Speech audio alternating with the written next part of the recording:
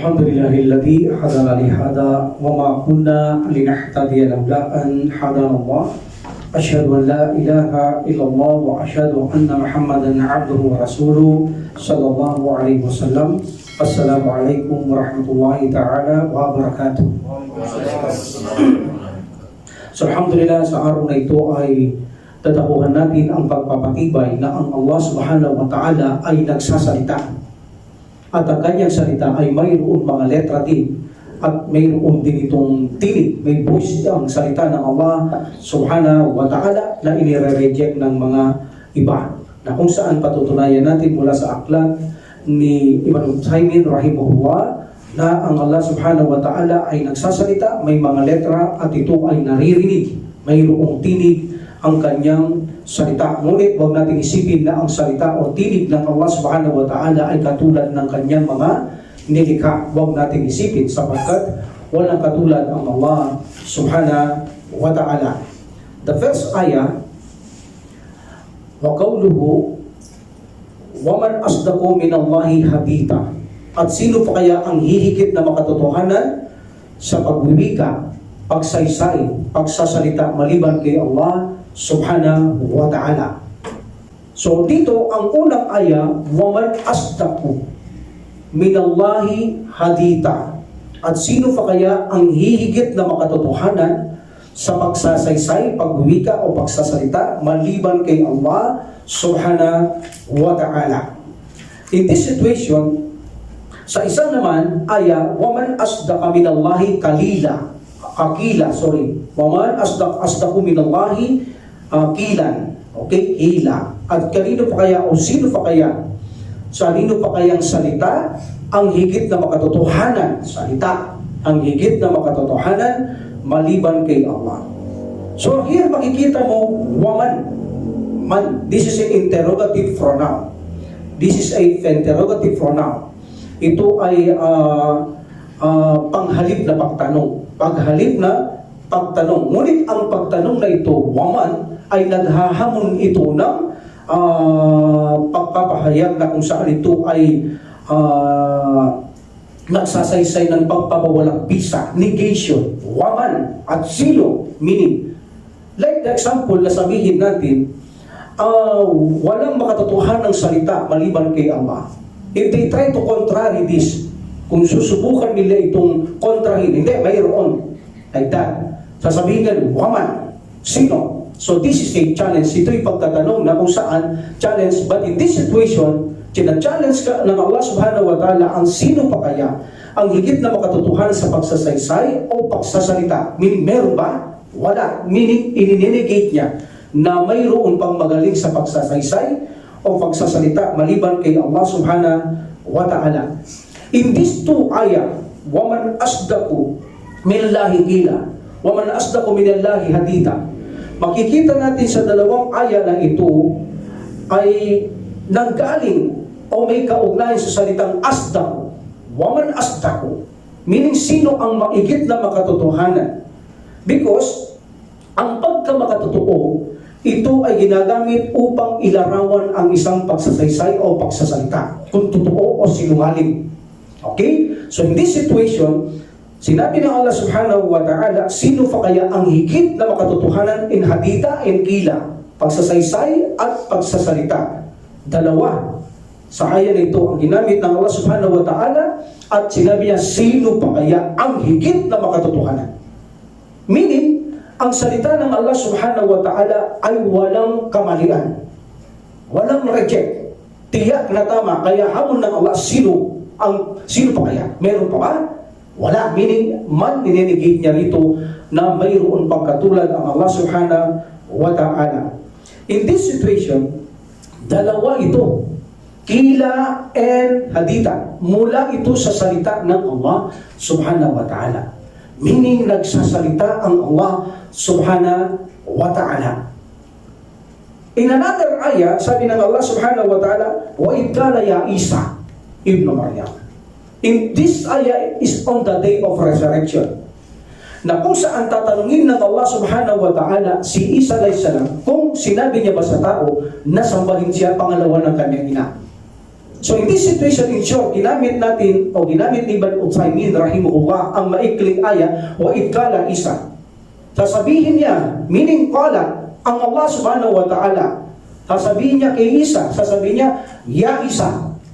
In this situation, Ya Isa, this is a word. Ito ay salita na binubuo ng mga letra. Ya Isa. This is a letter. Okay? So this is a letter. Kaya ang salita ng Allah subhanahu wa ta'ala ay mayroon din mga letra. This is a letter, O Isa, son of Maryam, Ibn Maryam. In this situation, malinaw na ang Allah subhanahu wa ta'ala ay nagsasalita. Because in this situation, maririnig ito ni Isa alayhis salam. Abang sinasabi ng Allah subhanahu wa ta'ala, O Isa, wa idkala, Ya Isa, O Isa. Sinabi mo ba sa mga taong ito, sambahin ka pangalawa ng iyong ina? Di ba sasagot si Isa alayhis salam? Na hindi niya ipinagutos siya ng Allah subhanahu wa ta'ala na nakakaalam? So meaning, naririnig siya ni Isa alayhis salam, natatanungin siya ng Allah subhanahu wa ta'ala with a letter and voice. Tinig, naririnig siya ni Isa alayhis salam. But remember, ang tinig ng Allah subhanahu wa ta'ala ay huwag niyong itutulad sa anumang kanyang linika, laysa kamithlihi shay. Walang katulad ng Allah subhanahu wa ta'ala, bagamat may mga letra, anumang salita, kayang sabihin ng Allah subhanahu wa ta'ala. Anumang salita, anumang wika, kaya niyang kausapin ang kanyang mga linika ng Allah subhanahu wa ta'ala. Dahil sa kanya lahat ng galing ang wika, ang mga letra, alam niya lahat ng Allah subhanahu wa ta'ala. That's why on the day of resurrection, hindi kailangan ng interpretasyon ng Allah subhanahu wa ta'ala sa mga kanyang huhusgahan. Mga Muslim nakakatulan niya, ginawa mo ba ito, ginawa mo ba ito, ginawa mo ba ito? Ibig sabihin, naiintindihan mo, opo Panginoon, ginawa ko po ito, opo Panginoon, na almost mawasak ang iniisip ng tao, mawasak siya. Ano man wika mo na hinahatulan ka ng Allah, ikaw man ay Kapampangan, Tagalog, English, Amerikano, Hapon, pagharap mo sa Allah subhanahu wa ta'ala, kaya-kaya kanyang kausapin na lumang wika mo. At hindi niya kailangan ng interpretasyon para maintindihan ka ng Allah subhanahu wa ta'ala kapag sumagot ka sa kanya. Bakit? Dahil ang Allah subhanahu wa ta'ala ang pinakamaalam sa lahat ng bagay. That's why in this situation, tatanungin niya si Isa abang ang mga tao rin ay nakatingin, nakikinig, upang masaksiyan nila kung nagpasamba si Isa alayhis salam. At sasabihin niya sa Allah na hindi siya nagpasamba, kundi ibinagutos niyang sambahin lamang na nag-iisa ang Panginoong Allah. At sinabi niya, Inna Allah Rabbi, sinabi ko sa kanila, Inna Allah Rabbi wa Rabbukum ta'buduhu at siratim mustaqim. Sinabi ko sa kanila, Ya Allah, ang aking Panginoon ay ikaw at ang aking Panginoon ikaw at Panginoon nila ikaw din. Sabi ko, sambahin ka nilang nag-iisa, ito ay matuwid na landas. At maririnig ito ng mga tao. That's why, sa araw ng paghukom, Muslim lang ang uhukuman ng Allah subhanahu wa ta'ala, one by one if He wills. Pero ang mga hindi Muslim, hindi niya uhukuman yan. Sapat nang mag-testify ang kanilang mga sinamba kung ito'y nagpasamba. Kung ito'y hindi nagpasamba, meaning walang kabuluhan para sila ay husgaan pa ng Allah subhanahu wa ta'ala sa kanilang mga ginawa, sapagkat wala silang aasahang mabuti sa mga buti nilang gawa na bigyan sila ng gantimpala ng Allah subhanahu wa ta'ala. That's why ang Allah subhanahu wa ta'ala ay nagsasalita. Ang salita ng Allah subhanahu wa ta'ala ay reality. May tinig, may letra. Hindi katulad ng mga nagre-reject. Inshallah, malalaman natin yan. Okay? So ito ang paniniwala akrito ng mga ahlus sunnah wal jama'ah. Nagsasalita ang Allah subhanahu wa ta'ala with words, with letter, with voice. Ngunit tandaan natin, ang kanyang salita, whenever He wills. Kailan niya man ito naisip, or He wills. Meaning, ayon sa kanyang nais. Yan ang pagsasalita niya. Kailan niya gustong magsalita, ayon sa kanyang nais, and what He wills. Ano ang kanyang nais. Yan, ganyan magsalita ang Allah subhanahu wa ta'ala, kailan niya nais gustong magsalita, meaning, at isa pa, ayon sa kanyang nais kapag nagsalita, at ano ang kanyang nais na sasabihin kapag nagsalita ang Allah subhanahu wa ta'ala.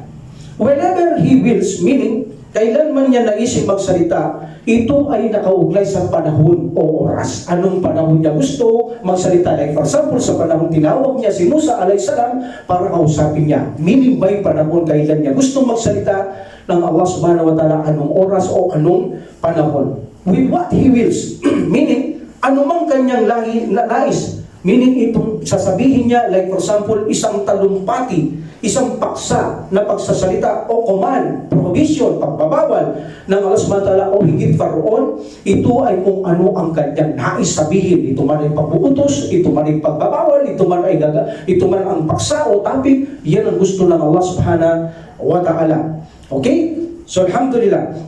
In the manner He wills, sa paraang kanyang nais, meaning ayon sa kanyang nais. Paano, how, like that, according to the description, pagsasalarawan, according to what He wants, like that. Alhamdulillah. So ganyan magsalita ang Panginoong Allah subhanahu wa ta'ala with the letter, with the words, with the voice, but ang kanyang voice ay hindi katulad ng kanyang mga nilika. Malinaw, wa idkala Allahu, meaning wa idkala Allahu say. But dito nakalitaw ang file, sa sinabi ko kanina, wa idkala same, nakatago ang file, wa idkala Allahu, yan sa bunong Maryam. Tatanungin niya, naririnig siya ni Isa alayhi salam. Hindi naman makakasagot si Isa kung hindi niya naririnig ang Allah subhanahu wa ta'ala. That's why these words, there's a letters and voice. And remember, the voice of Allah subhanahu wa ta'ala ay hindi katulad ng kanyang mga nilikha. Laysa kamithlihi shay wa huwa sami'ul basir. Another ayah, watammat kalimatu rabbika sidqan wa adala. Okay? Ano sabi ng Allah subhanahu wa ta'ala? At ang salita ng iyong Panginoon ay natupad sa katotohanan. Ang salita ng iyong Panginoon ay natupad sa katotohanan. Wa kallama Allahu Musa taklima. Okay? At kay Musa, si Allah subhanahu wa ta'ala ay nakipag-usap ng direktahan. Si Allah ang nakipag-usap. Si Allah ay nakipag-usap kay Musa ng direktahan. Sabi ng Allah subhanahu wa ta'ala, minhum man kalamallah. Another ayah, ang Allah subhanahu wa ta'ala ay makikipag-usap sa kanila. Minhum man kalamallah. Natutukoy itong ay ito. Mamaya paliliwanag ko ano ibig sabihin minhum kalamallah, at si Allah ay nakikipag-usap sa ilan sa kanila, o sa ilan sa kanila si Allah subhanahu wa ta'ala ay nakikipag-usap. And then another ayah, walamma jaa Musa limikatina wa kallamahu rabbuhu. And then sabi ng Allah subhanahu wa ta'ala, at si Musa ay tinawag sa panahon at lugar, sa tamang oras. At the time, tinawag si Musa na dumating sa tamang oras at lugar na itinalaga sa kanya ng Allah subhanahu wa ta'ala upang ang kanyang Panginoon ay makipag-usap. Okay? Another ayah, sabi ng Allah subhanahu wa ta'ala, وَنَادَيْنَاهُ مِنْ جَانِبِ الطُّورِ, and then al-aymani وَقَرَّبَنَاهُ نَجِيًّا. Meaning, sabi ng Allah subhanahu wa ta'ala, at tinawag namin siya sa kahanang bahagi ng bundok at ginawa namin si Musa na maging malapit sa amin para makipag-usap. So, meaning, ang lahat ng ito si Allah subhanahu wa ta'ala ay makikipag-usap. In this situation, watammat kalimatu rabbika sidqan wa adala. At sino pa kaya? O meaning, ang salita ng iyong Panginoon ay natupad sa katotohanan. This is a word. Ang salita ng iyong Panginoon ay natupad sa katotohanan. Okay? So in this situation, ano ang natupad sa katotohanan? Ang salita ng Allah subhanahu wa ta'ala. Yaong sinabi niyang sidqan wa adalan. Meaning, ang salita ng iyong Panginoon ay natupad sa katotohanan, that is a sidqan. What is adalan? At sa katarungan. Meaning, ang salita ng Allah subhanahu wa ta'ala sa dalawang salita. Ang salita ng Allah subhanahu wa ta'ala ay nagsasalarawan ng katotohanan. Yan ang una, at naglalarawan ng makatarungan. Meaning, ang salita ng Allah subhanahu wa ta'ala, ibig sabihin ng makatotohanan ang Allah subhanahu wa ta'ala pagdating sa kanyang mga impormasyon, ito ay walang kasinungalingan. Puro katotohanan. At pagdating naman sa justice ng Allah subhanahu wa ta'ala, pagdating sa paghusga, ang Allah subhanahu wa ta'ala ay makatarungan ang Allah subhanahu wa ta'ala. So hindi siya gagawa ng pag-uusga ng pang-aapi o hindi makatarungan sa kanyang mga nilikha. That's why sabi ng Allah subhanahu wa ta'ala, at ang salita ng iyong Panginoon ay natupad sa katotohanan. That is a sidikan and wal adala, at sa katarungan. Iyan ang salita ng Allah subhanahu wa ta'ala. Makatotohanan, makatarungan. Pag sinabing makatotohanan, kailanman ay hindi magsisinungaling ang Allah subhanahu wa ta'ala. Hindi siya magkakamali at palagi ang kanyang paghuhukom, pagbuhusga ay makatarungan, hindi ka kakakitaan ng kamalian. That's why kung nakikita nyo ang ating Sharia, kung kayo ay minsan makikita nyo ang stone to death, minsan ang isang Muslim na mahina, itinatanong niya, hindi niya halos matanggap ang stone to death, pugot ang lieg, hindi niya matanggap. No, that is a justice. Kung pag-aaralan mo, malaki ang benepisyo niyan kaysa isang sakripisyo sa isang tao, ngunit ang benepisyo ay buong kamusliman o buong lipunan ay makikinabang dito para matakot at magbago ang mga Muslim at hindi gawin ang kanilang mga ginagawa. That is the justice of Allah subhanahu wa ta'ala. Gusto niya ang walang kabuktutan na gawain sa mundo. Gusto niya puro kapayapaan. That's why kapag gumawa kang kabuktutan, hindi baling isakripisyo ka at ipakita ka, parusahan ka sa tao mga Muslim para hindi ka tularan. That is a justice. Bakit? Dahil ang gusto ng Allah, mga Muslim mabuhay ng mapayapa, tahimik at hindi makagawa ng kasalanan para ipagkaloob ng Allah subhanahu wa ta'ala sa mga Muslim ang kanyang tulong, biyaya at higit sa lahat ang malaking gantimpala sa kabilang buhay. Allah subhanahu wa ta'ala said. And then Allah subhanahu wa ta'ala said, وَقَلَّمَ اللَّهُ مُوسَى تَقْلِيمًا. So here, kung titignan natin, وَقَلَّمَ اللَّهُ, Allah is the doer. This is the doer of action.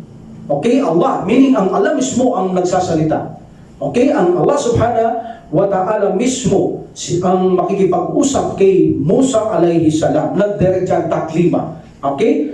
And then, taklima, this is a emphasizing na kung saan infinitive, pawatas. Pawatas na pagdidim ito. Diretsaan silang mag-uusap ni Musa alayhi salam. This is emphasizing. Okay?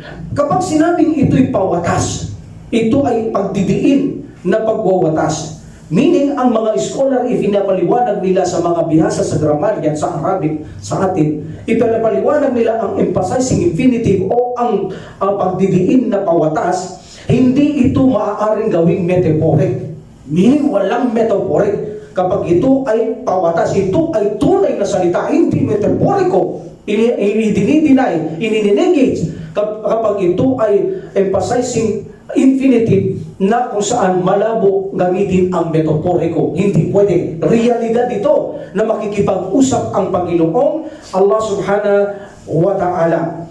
Like for example, ang pagdidiin na sinasabi natin at hindi pagdidiin, like a metaphoric, bibigyan ko kayo ng metaphoric. Like for example, si Said ay dumating. So sa ating pagkaunawa, pwedeng dalawa ito. Pwedeng ang impormasyon ni si Said ang dumating o pwedeng mismo si Said ang dumating. So that's a thing, metaphoric. Hindi ito paaaring hindi ang isa reality, kundi impormasyon lamang ang dumating na si Said ay dumating, meaning yung kanyang impormasyon. That is a metaphoric. Kung ito ay reality, si Said mismo ang dumating. But in this situation, hindi malinaw na sabihin natin si Said ay dumating. Impormasyon ba, metaphoric ba, o mismo si Said? Now, yung hindi maaaring metaphoric, yung malinaw na malinaw, si Said mismo ang dumating. Kailangan ba metaphoric dito? Malinaw na sinabi niya na si Said mismo ang dumating. Meaning, si Said mismo ang dumating, hindi kailangan dito ang metaphoric katulad ng kanina, pwedeng ang kanyang impormasyon ang dumating o si Said. Hindi mo alam. But kapag sinabi mo mismo, si Said mismo ang dumating, no metaphoric. Ganito rin ito na nagpapakita na kung saan ang Allah subhanahu wa ta'ala ang taklima ay diretsa ang nakipag-usap si Allah subhanahu wa ta'ala kay Musa alayhi salam. Walang metaphoric ito. Diretsa silang nag-uusap ng Allah subhanahu wa ta'ala. Itong si Musa alayhi salam, kausap ng Allah subhanahu wa ta'ala. O sabihin natin, si Said mismo ang dumating. Yan. Walang metaphoric yan. Okay? Alhamdulillah. So meaning, ang Allah subhanahu wa ta'ala ay nakipag-usap kay Musa with a letter and voice. With a letter and voice. Okay? At ganito naririnig siya ni Musa alayhi salam. Naririnig siya ni Musa alayhi salam kung anong sinasabi ng Allah subhanahu wa ta'ala. Especially, alam nila ito ang, di ba, ang Ten Commandments, nakikiusap, even sa mga kufar, nagsasalita, Ten Commandments o utos binibigay kay Musa alayhi salam. So meaning, ang Allah subhanahu wa ta'ala ay nagsasalita with a letter, with a voice, may words, but ang kanyang voice o tinig ay hindi katulad ng kanyang mga nilikha. The other scholar, the other that they say they are Muslim, they contradict this. Ayaw nilang maniwala ng Allah subhanahu wa ta'ala ay nagsasalita. Hindi sila naniniwala. Dahil ang kapiran nila kapag ang alay nagsasalita, lumilitaw na katulad lang ng kanyang mga lilikha. Pero malinaw sa mga aya na nakita natin na ang Allah subhanahu wa ta'ala ay nagsasalita with the words, with the letter and voice. Kaya naiintindihan siya ng kanyang mga subot propeta. Di ba si Ibrahim, nag-request din siya na ipakita ng Allah subhanahu wa ta'ala kung paano niyang bubuhay ng patay? Di ba nag-uusap din sila ng Allah subhanahu wa ta'ala? Kung hindi nagsasalita si Allah subhanahu wa ta'ala, paano nilang naiintindihan ng Allah subhanahu wa ta'ala? So malinaw na may lumalabas na letra at mga tinig, kaya naiintindihan nila ang Allah subhanahu wa ta'ala. And remember, kahit anong salita, kaya ng Allah subhanahu wa ta'ala. Okay? Alhamdulillah. Now, in other ayah, minhum man kalamallah.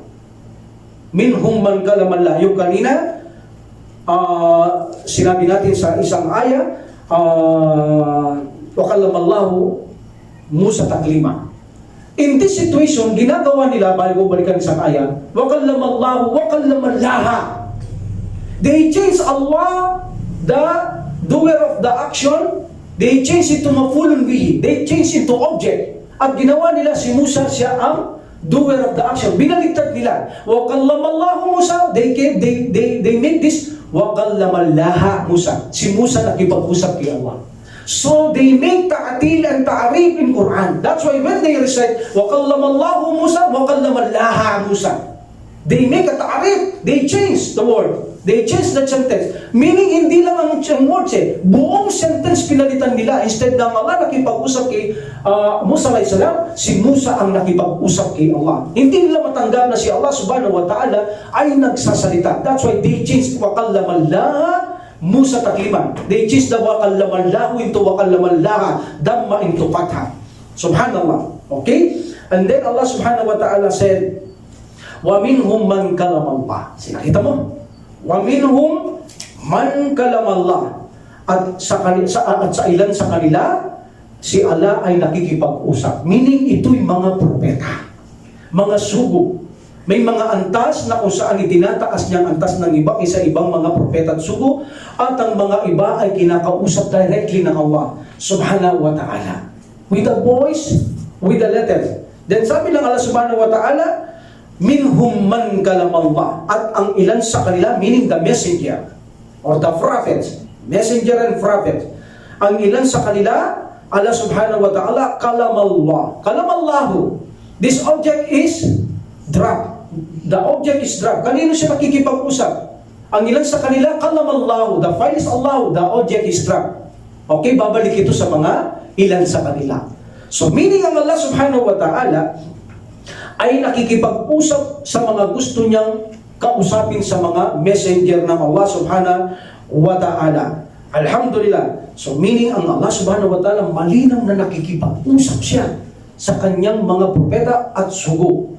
Directly, even ng Prophet sallallahu alaihi wasallam, yung Isra wal Mi'raj, nag-uusap sila ng Allah subhanahu wa ta'ala, nang humingi siya ng kabawasan sa sala, nag-uusap sila ng Allah subhanahu wa ta'ala, naiintindihan siya ng Propeta Muhammad sallallahu alaihi wasallam. So meaning, malinaw na malinaw, no doubt, na ang Allah subhanahu wa ta'ala nagsasalita, may tinig at may letra dahil naiintindihan siya ng kanyang mga kausap. Allahu Akbar. And then Allah subhanahu wa ta'ala said, walamma ja'a Musa limikatina wa kallamuhu rabbuhu.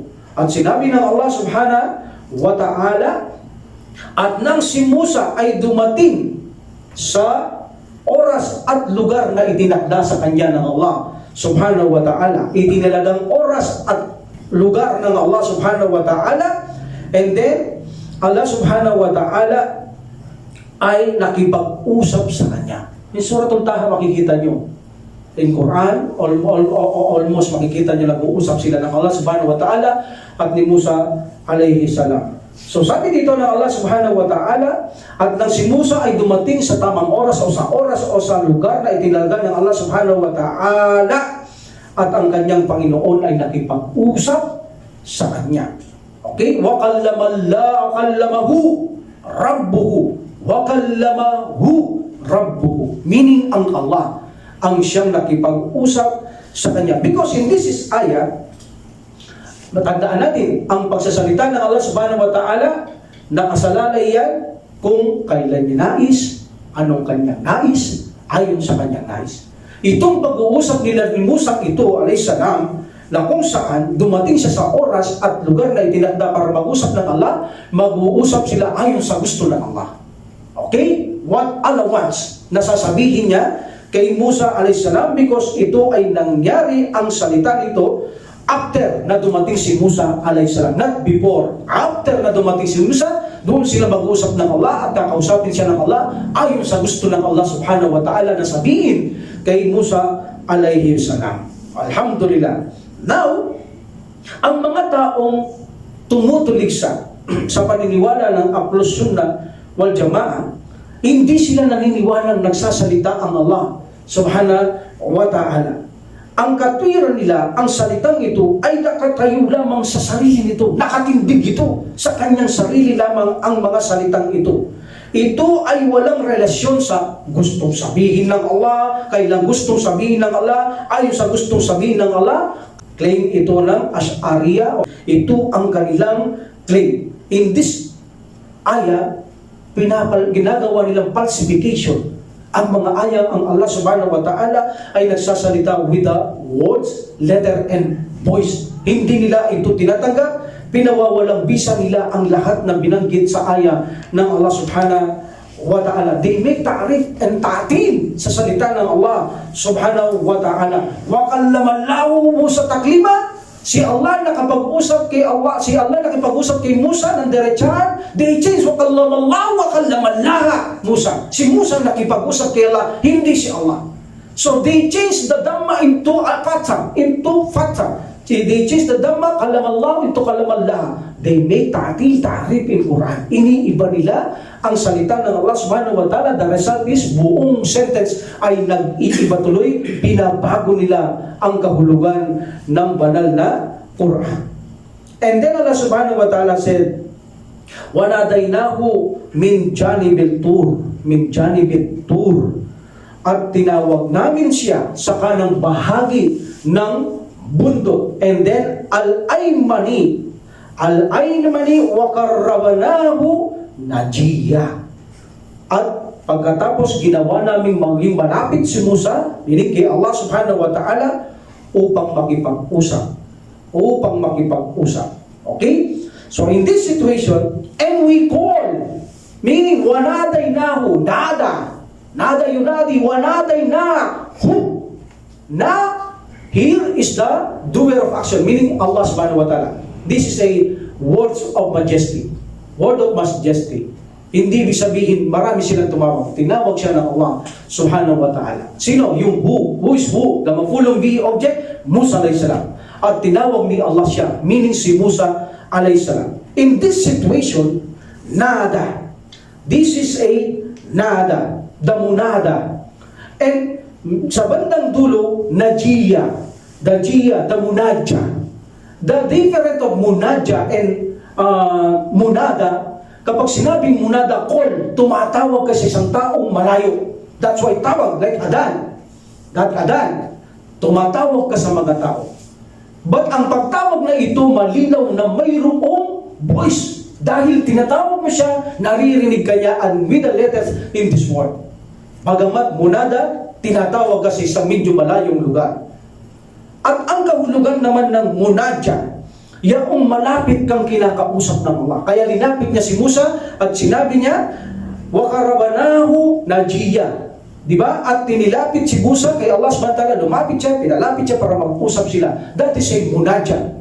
These two, munadja and munada, pareho itong mayroong tinig, parehong may letra, nananawagan at nakipag-usap ng malapitan. So sometimes ang Allah subhanahu wa ta'ala, nakikipag-usap siya by way of munada and by way of munadja ang Allah subhanahu wa ta'ala. Alhamdulillah. So in this situation, the ayah is a very, very strong evidence na ang Allah subhanahu wa ta'ala ay nagsasalita according to manas na kung saan, kailan niya gusto, ayon sa kanyang gusto, ano ang kanyang gustong sabihin ng Allah subhanahu wa ta'ala. Alhamdulillah.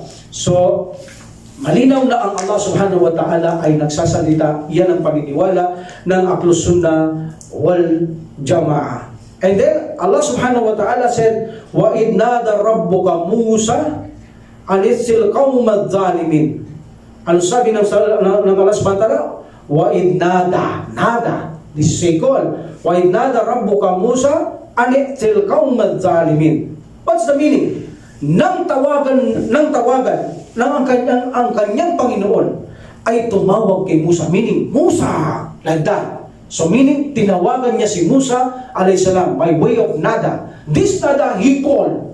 Alam na natin ang munada, malayo. Hindi pag nananawagan tayo sa adan, malalayo ang tinatawagan para lumapit. And the munadja, malapit na kausap ng Allah subhanahu wa ta'ala. But actually, alam natin ang realidad, malapit tayong lahat sa Allah subhanahu wa ta'ala. This is a salita ito na para maintindihan natin ang kaiba ng munada and munadja. And Allah subhanahu wa ta'ala, your Lord, sabi niya, wanada rabbuka, that is the file, the rabbuka, mapulong bika, Musa, at ang ng kanyang Panginoon, meaning ni Musa, okay, ay sinabi ng Allah subhanahu wa ta'ala, when your Lord called Musa, ano sabi ng Allah subhanahu wa ta'ala? Pumaroon ka sa mga tao na zalim mo. Malinaw, pumaroon ka, inuutusan niya. Allah, nagsalita siya, what He wants, what He wills na gawin ni Musa alayhis salam. Okay, bago natin paliwanag, buhay natin ang mga ayat. Another ayat, Allah subhanahu wa ta'ala, wanada huma. Okay? So, wanada huma rabbuhuma, alam anhakuma, anil tilkuma syajarah. Ano sabi ng Allah subhanahu wa ta'ala? At ang iyong Panginoon ay tumawag sa kanila. Dalawa. Tumawag sa kanila. At sinabi niya, hindi ba ipinagbabawal ko kayong lumapit sa sadjarang ito? Meaning, sa puno na ito, tinutukoy, Adam and Hawa. Okay, tinawag sila ng Allah subhanahu wa ta'ala at sinabi niya, hindi ba pinagbabawal kung lumapit kayo sa punong ito? Sabi ng Allah subhanahu wa ta'ala. Another ayah, wa qawluhu, wa yawma yunadihim, fayaqulu, mada ajabatumul mursalin. Sabihin ng Allah subhanahu wa ta'ala, on the day of resurrection, tatawagin niya sila. Tatawagin, calling, nada. Tatawagin niya sila. At sasabihin, anong kasagutan ng may bibigay niyo sa mga mensahero? On the day of resurrection. Isa-isahin natin. Malinaw ito na nagsasalita ang Panginoong Allah subhanahu wa ta'ala. Wa idh nada rabbuka Musa an i'til qaumaz zalimin, at ang iyong Panginoon ay tumawag sa Musa, pumunta ka sa mga tao, mga tao na papagawa ng kamalian, pagsamba sa mga Diyos-Diyos, etc. Nagsalimon. Ito ay lumilitaw na ito ay salita ng Allah subhanahu wa ta'ala na naiintindihan ni Musa alayhis salam. At mayroong letra, may tinig. Kung kaya naman ito ay naiintindihan ni Musa alayhis salam. So anong purpose? Bakit siya tinawag? Una, tinawag siya ng Allah subhanahu wa ta'ala. That is also words and voice with a letter. Ano sabi niya? Wa idh nada rabbuka, nang ang iyong Panginoon, tawagin siya. Meaning, tinawag niya. Kaya si Musa ay tumugon. Anong purpose? Pinapupunta siya ng Allah subhanahu wa ta'ala sa mga taong zalimun. At ito'y naiintindihan din ni Musa alayhis salam. Alhamdulillah. So in this situation, napapakita na ang ayat na ito, nag-i-indicate ito ng mga salita na may letra at mayroon voice o tinig. Ngunit huwag nating iisipin o ulitin ko, ang tinig ng Allah subhanahu wa ta'ala walang katulad sa tinig ng mga nilikha. Out of course, maganda ang tinig ng Allah subhanahu wa ta'ala sapagkat siya ang pinakamakapangyarihan, perfecto siya. Ang tinig ng Allah subhanahu wa ta'ala, hindi ka kailanman magsasawa sa tinig ng Allah subhanahu wa ta'ala sapagkat ang tinig ng Allah ang pinakamagandang at perfecto na maririnig ng isang tao kung nakausap niya lamang ang Allah subhanahu wa ta'ala tulad ng mga propeta at sugo. Alhamdulillah. And then Allah subhanahu wa ta'ala, wanada huma rabbukuma alam anhakuma anil tilkuma sajara. Adam and Hawa or Eva. Okay? Ang sinabihan dito ng Allah subhanahu wa ta'ala, at tinawag sila, also nada, at tinawag sila, meaning, tinawag sila ng Allah subhanahu wa ta'ala ang dalawang ito. Okay? Wanada huma. Sino tumawag? Ang Allah subhanahu wa ta'ala. Why? Because malinaw na sinabi ng Allah subhanahu wa ta'ala, wanada huma, dalawa sila. Wanada huma. Nada huma is the mafulun bihi. Sino yung huma? Hawa and Eva, Hawa and Adam alayhis salam. Sino yung nada? The file is mustatirun, meaning ang Allah. So ang Allah ang tumawag sa kanila, hindi si Adam, hindi si Hawa. Bagkus ang Allah ang tumawag sa kanilang dalawa. What is the reason na tinawag sila ng dalawa ng Allah subhanahu wa ta'ala? Yaong hindi pa sabi niya, ipinagbabawal ko kayong lumapit sa punong ito. Malinaw. This is a words with a letter, with a voice. Allahu Akbar. So meaning ang Allah subhanahu wa ta'ala ay nagsasalita ang Allah subhanahu wa ta'ala. Did not I forbid you? Sabi ng Allah subhanahu wa ta'ala, did not I forbid you from that tree? Sabi ng Allah subhanahu wa ta'ala. Another ayah. Wa yawma yunadi, nada yunadi. Wa yawma yunadi, sabi ng Allah subhanahu wa ta'ala, fayaqul mada ajabatumul mursalin. Ano sabi ng Allah subhanahu wa ta'ala? Na kung saan sa araw ng paghuhukom ay sasabihin sa kanila ng Allah subhanahu wa ta'ala kung ano ang maibibigay nilang kasagutan sa mga mensahero. Ito ay malinaw na tatawagin sila ng Allah at tatanungin, anong masasabi niyo sa mga mensahero ko? Anong sagot ang maibibigay nyo tungkol sa mensahero ko? Malinaw na si Allah subhanahu wa ta'ala ang tatawag sa kanila because wayunadi means he, him, sila. Yun ang mafulong bi, wayunadihim. Si Allah ang tatawag sa kanila sa araw ng paghukom ito at tatanungin niya kung anong kasagutan ang maibibigay nila sa mga mensahero. Meaning ang Allah subhanahu wa ta'ala ay nagsasalita ng realidad. This is not metaphoric. This is a reality whenever He wills, kailan niya mang gusto, anuman ang kanyang gusto, at ayon sa anumang gustong kanyang sabihin, at kailan niya mang gustong sabihin with a voice na naririnig, ngunit ang voice na ito hindi katulad ng kanyang mga nilikha. This is the akidah of the Salafiyah, the Salaf, ang mga banal na tao from Sahaba, the Tabi'in, the best generation, ang tatlong yan sabi ng Propeta Muhammad sallallahu alaihi wasallam. Now we will go to Quran.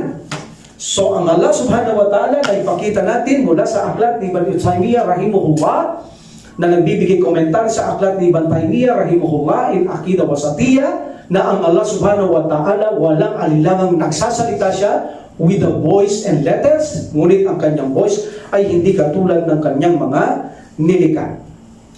Pagdating sa Quran, mayroon pagtatalo dito. The Mu'tazila, the number one enemy pagdating sa Quran, they did not believe na ang Quran is the speech of Allah. The kalam of Allah. Naniniwala silang this is a creation. This is a creation. Ang Ahlus Sunnah wal Jama'ah hindi naniniwala ang Quran, this is a creation, this is the attributes of Allah subhanahu wa ta'ala. Aalamin natin kung anong katwiran nila, bakit sinabi nila creation ang Quran, at tayo naman aalamin natin na ito ay salita ng Allah subhanahu wa ta'ala. Alalahanin natin, kilala natin si Abu Bakar radiyallahu anhu.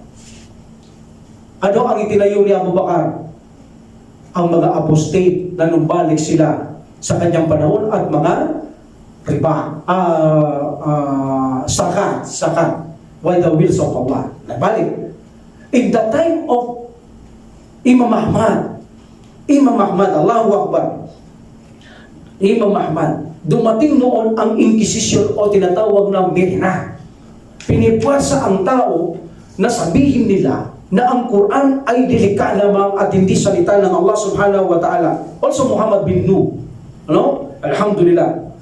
Itong taong ito, itong dalawang ito, hindi katulad ng isa na versa nila. Ngunit alam natin, in our Sharia, kapag pinwersa ka na hindi mo naman paniniwala yun, you are pardonable in our Lord Allah subhanahu wa ta'ala.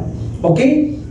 Alhamdulillah. Si Al-Ma'mun, pinwersa nila si Al-Ma'mun na sabihin niya ang Quran, ito ay lika. Kung hindi niya sasabihin, papatayin siya.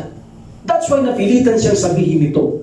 But Allah knows best. Kung ito ay pinilit lang at hindi niya ito paniniwala, like Ammar, ipinagkalulo niya ang Prophet sallallahu alaihi wasallam na hindi niya rin ito gusto, ngunit sa persahan lamang, pinahirapan na siya, hindi na matiis. Ito ay pardonable, alam natin sa Sharia natin. Hindi niya gusto ito sa kanyang kalooban at may ayat sa Quran. Ngunit itong si Imam Ahmad, Imam Ahmad, also the Muhammad bin Nuh, Allahu Akbar. Kahit na gaano sila takutin para patayin, never nilang sinabi na ang Quran ay likha ng Allah subhanahu wa ta'ala.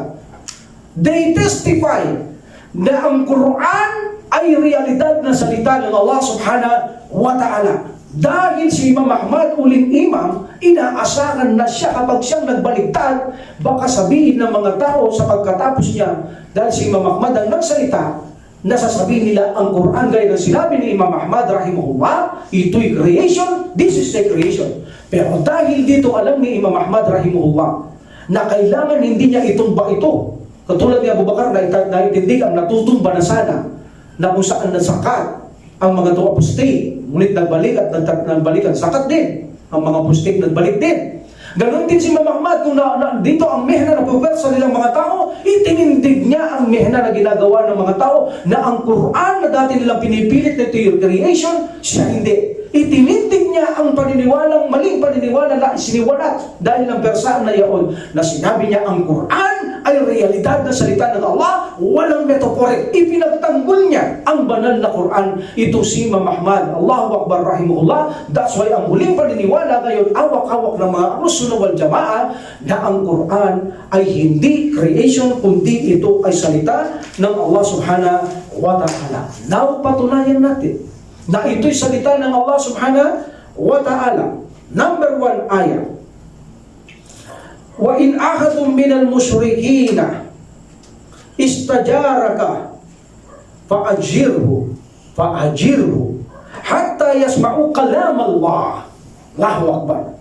Sabi ng Allah subhanahu wa ta'ala kay Prophet sallallahu alaihi wasallam, kung ang mga politis, meaning ang mga hindi mananampalataya, ay humingi sa iyo ng pag-aaruga, protection. Sabi ng Allah, magbigay ka ng protection sa kanila. Anong purpose? Nang sa ganon, marinig nila ang salita ng Allah. Allahu Akbar. Hatta yasma'a kalam Allah. Para marinig nila. Hanggang sa marinig nila hanggang sa marinig nila ang salita ng Allah. Anong tinutukoy dito ng Allah subhanahu wa ta'ala hanggang sa marinig nilang salita ng Allah? Makikipag-usap ba si Allah sa kanila kaya bigyan mo protection? Makikipag-usap ako para marinig nila salita ko? No! Ang tinutukoy ng Allah subhanahu wa ta'ala yung Quran. Sabihin mo Muhammad sa kanila ang Quran at sabi ng Allah para marinig nila ang salita ng Allah. Ano sabi ng Allah? Ang salita ng Allah. So meaning ang Quran, this is not creation. Why? Ito'y salita ng Allah. Kapag nanggaling kay Allah, magagandang pangalan, magagandang katangian, kanyang salita, meaning sa kanya attributes, hindi ito nilikha. Hindi pwedeng sabihin nilikha ang nanggaling kay Allah. Dahil kapag inadmit natin na ang salita na galing kay Allah ay likha, lilitaw lahat ng kanyang pangalang magaganda at katangian ay likha din. Ang kanyang mata, ang kanyang paningin, ang kanyang pandinig, ang kanyang kamay, ang kanyang paa, lilitaw lahat dyan na katangian ng Allah ay likha. Ininsulto mo ng malaking-malaki ang Allah subhanahu wa ta'ala.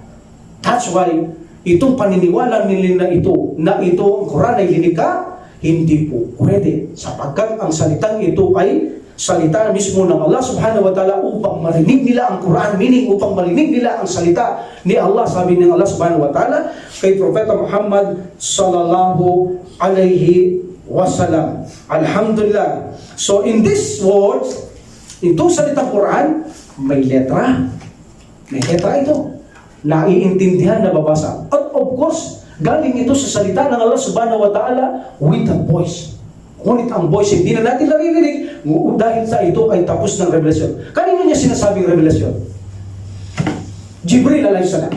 Diba? Nag-uusap sila ng Allah subhanahu wa ta'ala. Then Jibril alayhi salam came down to Prophet Muhammad sallallahu alaihi wasallam. Saan nanggaling ang pinakaugat na salita na dala ni Jibril alayhi salam? From Allah subhanahu wa ta'ala. That's why pagkatapos isusulat ng mga subscriber ng Prophet Muhammad sallallahu alaihi wasallam, nanggaling niya sa Allah with the voice to Jibril alayhi salam, with the letter, with the words, and then ibibigay ni Jibril alayhi salam kay Propeta Muhammad sallallahu alaihi wasallam. But meron iba-ibang inspirasyon o revelasyon dumarating kay Prophet sallallahu alaihi wasallam. But may sira, maririnig niyo kung paano tumatanggap ng wahi ang Prophet Muhammad sallallahu alaihi wasallam. Alhamdulillah. And then another ayah, inna fi dhalika lidhikra liman kana lahu qalb. Sabi ng Allah subhanahu wa ta'ala, katotohanan narito ang isang tiyak na paalala sa sino mang may puso na mapangunawa. Narito ang isang, ano yung reminder dito? Ang Quran. That's why sabi ng Allah kanina, na proteksyonan mo sila para marinig ang salita ng Allah. Alam natin kapag narinig mo salita ng Allah, naiintindihan mo, ito ay maaaring magabayan ka. Kaya sinabi ko nakaraan, hindi magagabayan ng tao kapag hindi niya naiintindihan ang isang mensahe. Kaya ang sabi ng Allah, ano sabi niya sa Quran? Sawa'um alayhim a'andartahum am lam tundirhum la yu'minun. Kahit sabi niya, sing, magpahayag ka o hindi, sila hindi mananampalataya. What is the reason? Hindi nila naiintindihan. Bakit nila hindi naiintindihan? Because katamallahu ala qulubihim wa ala sam'ihim. Sinara ng Allah ang kanilang mga puso, nakasara. At kanilang pandigid, wa abasarihim gishawa, at mayroong covering ang kanilang paningin. So paano nila maintindihan ang mensahe? That's why hindi sila nag-e-embrace. Kaya ang Quran, kung ito ay pauunawa ng Allah sa tao, there is a possibility tanggapin mo. Except kung magmamataas ka like the Quraysh, alam nila, totoo ito, ngunit nagmamataas sila. So alhamdulillah. So alam natin na Allah subhanahu wa ta'ala, pag narinig nila ang kanyang salita, marami sa tao ang nag-e-embrace dahil naririnig na ang tunay na salita ng Allah subhanahu wa ta'ala. Okay? Alhamdulillah. And then Allah subhanahu wa ta'ala said, tingnan natin ang mga bagay na ito. This is the revelation. The Quran is revelation. What is the meaning of revelation? Kapag sinabing revelation, ipinadala. Kapag ito'y pinadala, ito'y inihayag. Ito'y salita. Saan nang galing ang revelation? Kay Allah subhanahu wa ta'ala. Kapag sinabing revelation, ito ay ipinahayag ng Allah. That's why revelation, ito'y salita mismo ng Allah subhanahu wa ta'ala. So ang salita ng Allah subhanahu wa ta'ala, hindi mo pwedeng gawing lilikha. Ito ay kanyang attributes. Ito ay bahagi ng Allah subhanahu wa ta'ala. Hindi ito nilika, kundi katangian, attributes ng Allah subhanahu wa ta'ala. That's why nakikita yung mga nanunumpa sa Quran. Nakakagawa ba sila ng shirk? Kapag sila nanunumpa sa Quran, di ba pinapatong nila kamay nila? Nakakagawa ba sila ng shirk? Hindi. Ba't nakakagawa silang bid'ah? Why? Hindi yung ginawa ng Prophet sallallahu alaihi wasallam, nanumpa siya, patong niya ang kamay niya, o palit sa Quran. But dahil alam nilang ito'y salita ng Allah, kaya nagagawa nila yun. This is the attributes of Allah. Nanunumpis sila sa Allah. The Quran is the spirit of Allah. Meaning attributes of Allah. Nanunumpa rin sila kay Allah sa salita ng Allah. But the action is bid'ah. Pero yung ginagawa nila sa Allah sila, nanunumpa. Why? Because they know the Quran is the words of Allah. Ito is speech ng Allah. But hindi natin gagawin yan because hindi ginawa ng Prophet sallallahu alaihi wasallam yun. But hindi ito shirkul akbar. This is a bid'ah. Because nanunumpa sila kay Allah pa rin. Subhanahu wa ta'ala. Marami kayong makikita ganyan. Okay? That is the answer para sa inyo from Patawa Islamia na hindi ito shirkul akbar, ngunit bid'ah. Pagkat hindi ginawa ng Prophet sallallahu alaihi wasallam, because Quran is the words of Allah, the speech of Allah, the kalam of Allah. So nanunumpa pa rin sila kay Allah subhanahu wa ta'ala. But the action, hindi ginawa ng Propeta Muhammad sallallahu alaihi wasallam. Alhamdulillah. Then, revelation. Malinaw ang Quran ay revelation. Kapag sinabing revelation, nanggaling ito sa Allah subhanahu wa ta'ala. Kung nanggaling kay Allah, saan nanggaling? May pinanggalingan pa ba? Wala na. Kanino? Kay Allah subhanahu wa ta'ala, sa kanya nanggaling. Kapag revelation, may utos, may pagbabawal, may impormasyon, mayroong babala, mayroong magandang balita. Meaning galing yan kay Allah subhanahu wa ta'ala. Meaning the Quran is revelation. Meaning ito'y salita ng Allah. subhanahu wa ta'ala. Syahrul Ramadan alladhi unzila fihi al-Quran. No, sabi ng Allah, sa buwan ng Ramadan, ibinaba namin o inihayag namin ang banal na Quran. Meaning, this is a revelation ng Allah subhanahu wa ta'ala. At mababasa rin natin sa banal na Quran, sinabi ng subhanahu wa ta'ala, inna anzalnahu fi laylatil qadr. Katotohanan, inihayag namin ang kapahayagan sa gabi ng Qadar. Yes, Laylatul Qadar. Tama ba, brother? Laylatul Qadar. Also revelation. Sinabi ng Allah subhanahu wa ta'ala, Ramadan, and then in light of Laylatul Qadar. Allahu Akbar. Also Allah subhanahu wa ta'ala said, wa Qur'anan farakanahu litakra'ahu. Meaning ang Quran na kung saan aming inihayag. See? Wa Qur'anu farakanahu litakra'ahu 'alan nas. At ang Quran aming ipinahayag sa tao alam muktin ng bahagi. The Quran is revealed within 23 years. Almost 23 years. Okay? So ang unang revelasyon kasi nananaginip ang Prophet sallallahu alaihi wasallam, totoo lang. Kasama yan sa lahat ng revelasyon ng Allah subhanahu wa ta'ala sapagkat tumatanggap yan ng wahi by dream. So meaning, sabi ng Allah subhanahu wa ta'ala, aming inihayag, meaning ang Quran ng bahagi. Wananzalnahu tanzila. At ito ay inireveal namin ng meaning hindi dire-diretso, kundi putol-putol. Meaning, yung hindi buong Quran. Revelation by revelation. Meaning, ipinadala ng Allah subhanahu wa ta'ala ito na kung saan anong tawag doon? Magkakasunod. Meaning, hindi sabay-sabay. Sunod-sunod kung ano ang nangyayari, kung anong situation, saan lugar, anong panahon, ibinabagsak ng Allah subhanahu wa ta'ala ang ayaw within 23 years hanggang magkompleto. So, this is a revelation. Kapag sinabing revelation, ito ay galing mismo sa Allah subhanahu wa ta'ala. Sapagkat hindi maaari magbigay ng revelation bilang patnubay sa tao ang hindi maalam at makapangyarihan sa lahat ng bagay at may kakayang gawin maliban ng Allah subhanahu wa ta'ala. So the Quran is command. Sino nagko-command? Si Jibril alayhi salam? Si Prophet sallallahu alayhi wa sallam? No. Ang command ay ito revelation from Allah subhanahu wa ta'ala. Kung ito ay command, this is the words of Allah subhanahu wa ta'ala. Prohibition. Sino magbabawal? Ang Allah. So this is the words of Allah. Obligation, ang Allah. Information, ang Allah. Meaning, ang lahat ng nasa Quran ay galing mula sa mismong salita ng Allah subhanahu wa ta'ala. In reality, kinakausap niya si Jibril alayhi salam. Sometimes the Prophet sallallahu alaihi wasallam, sometimes in the dream, sometimes the other malaika go to Prophet sallallahu alaihi wasallam, at sometimes like a ring bell, tumatanggap ng wahi ang Propeta Muhammad sallallahu alaihi wasallam. Alhamdulillah. So, meaning, lumilitaw dito, mga kapatid ko sa pananampalataya, na ito'y salita ng Allah, na ipinadala niya kay Jibril alayhi salam, na ipinadala naman ni Jibril alayhi salam, na binigay naman ni Jibril alayhi salam kay Prophet Muhammad sallallahu alaihi wasallam. Alhamdulillah. Now, itong Quran ay magbabalik kay Allah. I give you another information, very interesting. Ang Quran ay magbabalik kay Allah. How? Very interesting. Ang Quran ay magbabalik sa Allah. There are two opinions in our scholar. Kalugdan sila ng Allah subhanahu wa ta'ala. Amin Rabbil Alamin. First, una, ang Quran ay aakyat muli sa Allah. Wala kang makikitang mushaf sa mundo. Wala kang makikitang Quran sa mundo. Walang makapagre-recite na ng Quran sa mundo.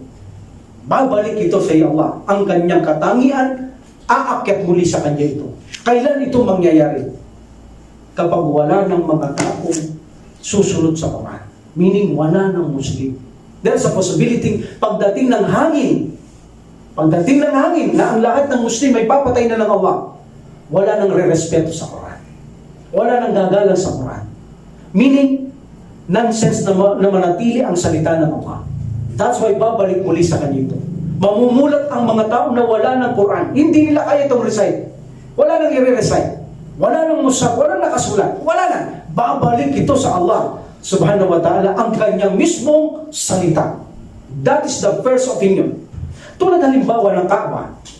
Ang Kaaba, alam natin, pinapangalagahan yan ng Allah subhanahu wa ta'ala. Pero pagdating ng isang taong pandak at sakam, sa araw na yun, paghihintulot ng Allah na mawasak ang Kaaba. Pawasakin nila ang Kaaba, babasagin nila ito hanggang pagpasapasahin ng kanyang mga tao, itapon sa dagat ang bato. Ipapahintulot yun ng Allah.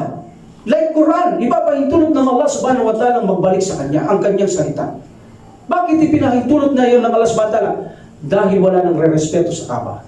Wala nang gagalang sa Kaaba.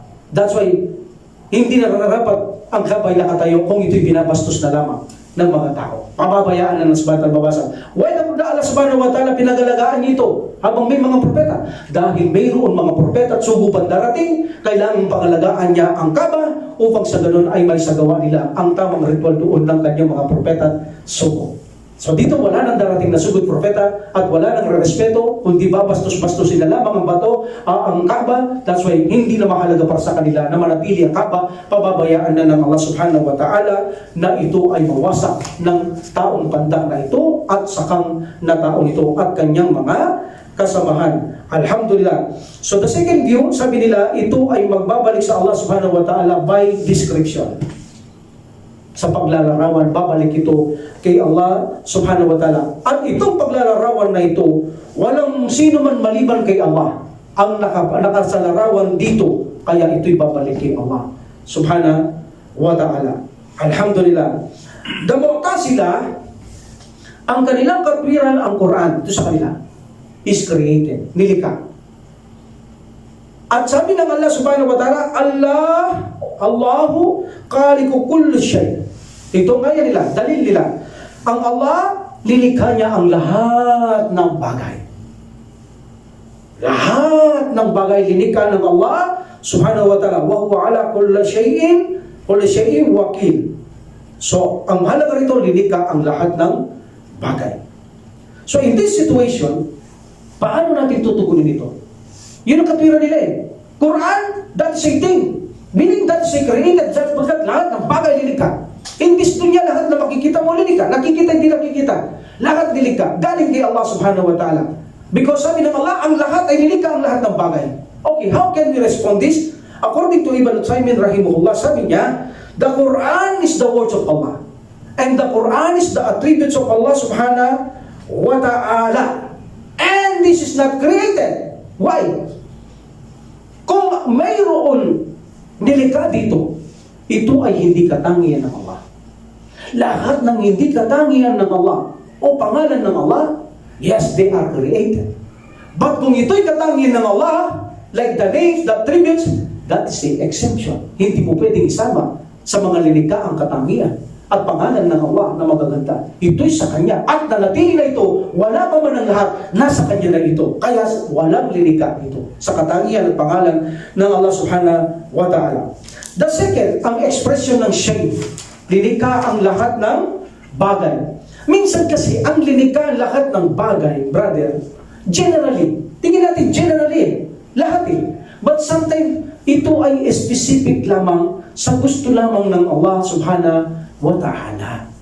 Specific lamang. Nangangahulugan, minsan, yun lang binigay o pinapahintulot ng Allah subhanahu wa ta'ala. Like for example, Allah subhanahu wa ta'ala said, wa'utitat min kulli shay. See, wa'utitat, meaning, ibinigay, pinagkalooban siya ng lahat ng bagay. Sinong tinukoy dito ng Allah subhanahu wa ta'ala? Si Queen Saba. Si Queen Sheba. Pinabi ng Allah, si Queen Sheba, ipinagkaloob ng Allah ang lahat sa kanya, ng bagay, lahat ng bagay. Meaning, kung titignan mo, general, but this is only specific na gustong ibigay lamang ni Allah subhanahu wa ta'ala sa kanya. What is our dalil? Sapagkat ang pag-aari ni Sulaiman, hindi pag-aari ni Sheba. So, kala ka ba lahat ng bagay? Bakit kay Sulaiman hindi niya pag-aari? So, meaning the general, kung pakikinggan natin lahat ng bagay, specific lamang sa gusto ng Allah subhanahu wa ta'ala na ibigay. Ngunit ang totoo kay Sulaiman, hindi pag-aari ni Sheba. That's why ganun din ito. Kung lahat linikha ng Allah subhanahu wa ta'ala, ang lahat ng bagay, ngunit pagdating sa mga katangian pangalan ng Allah, hindi kasama sa lahat ng bagay yan. Specific yan kay Allah subhanahu wa ta'ala.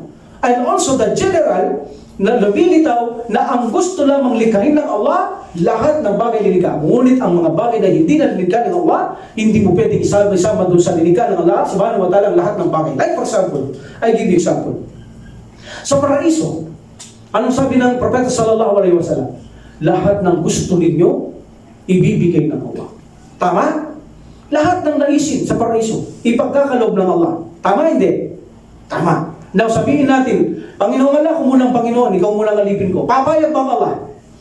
Pero ano sabi ng Prophet sallallahu alaihi wasallam? Lahat ng inyong naisin, ibibigay ng Allah. Pero bakit hindi po pwede yun? Meaning, specific lamang sa mga pinapahintulot ng Allah ang ibibigay niya. Hindi kasama doon, pwede bang bakla? Ya Allah, bigyan mo akong bakla ng mga asawa dito? Hindi kami bigyan bakla doon ng Allah subhanahu wa ta'ala. Walang revelasyon na gano'n. So meaning, hindi lahat ng bagay.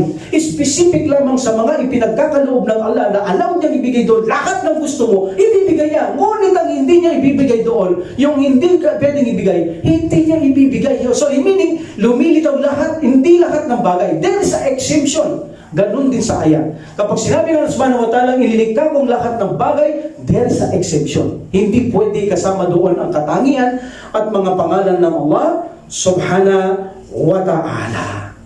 Okay? So in this situation, lumilitaw ang kanilang maling paniniwala. At alam natin, ang Quran, ito ay inspirasyon kay ang Propeta Muhammad sallallahu alaihi wasallam. Ito ay ibinadala kay Prophet sallallahu alaihi wasallam. Ito ay inspirasyon from the command of Allah subhanahu wa ta'ala. What is the dalil? وَكَذَلِكَ أَوْحَيْنَا إِلَيْكَ رُوحًا مِنْ أَمْرِنَا. Ano sabi ng subhanahu wa ta'ala? At katotohanan, ibinadala namin sa iyong Quran mula sa aming pag-uutos. Meaning, mula sa pag-uutos ni Allah subhanahu wa ta'ala. Kanino galing ang Quran? Kay Allah, mula sa kanyang pag-uutos. Kung galing kay Allah subhanahu wa ta'ala ang pag-uutos, galing ito sa kanyang salita, at ito ay nagpapakita ng katangian ng Allah subhanahu wa ta'ala, at ang katangian ng Allah subhanahu wa ta'ala ay hindi ito nilikha, dahil ito'y katangian ng Allah subhanahu wa ta'ala. Now, if we say na ang Quran ay katangian ng Allah subhanahu wa ta'ala, lumilitaw na ito ay hindi katangian ng Allah. Sabi nila, created. Lumilitaw na ang mga prohibition, ang mga ordering, information, mga pagbabawal, pag-uutos, lumilitaw na ito ay walang silbi. Para lamang silang mga larawan na linikha ng pulad ng buwan, bituin, araw. Yan ang mga lilikha eh.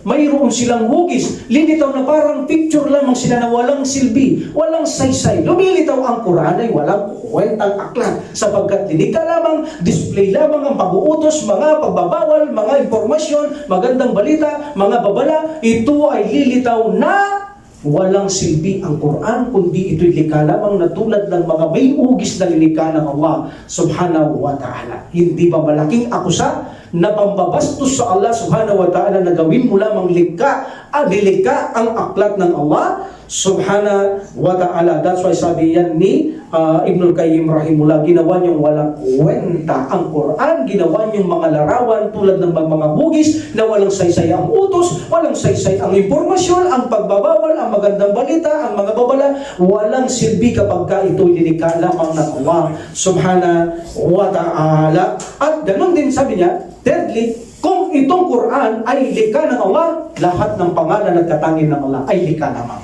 Sapagkat ito'y katangian ng Allah, ginawa niyong lilikha, lilitaw lahat ng pangalan at katangian ng Allah subhanahu wa ta'ala ay linikha lamang. Lumilitaw ang Allah subhanahu wa ta'ala, ay likha din ang Allah subhanahu wa ta'ala. Meaning, ito'y malaking insulto kay Allah subhanahu wa ta'ala na gawin mo lamang lilikha o itulad mo lang sa lilikha ang Allah subhanahu wa ta'ala. Wa akhiru da'wati alhamdulillahi rabbil alamin wa salatu wa salam ala rasulillah subhanaka allahumma wa bihamdika asyhadu an la ilaha illa anta astaghfiruka wa atubu ilaik. Assalamu alaikum warahmatullahi ta'ala wabarakatuh. We will continue this on Friday inshallah.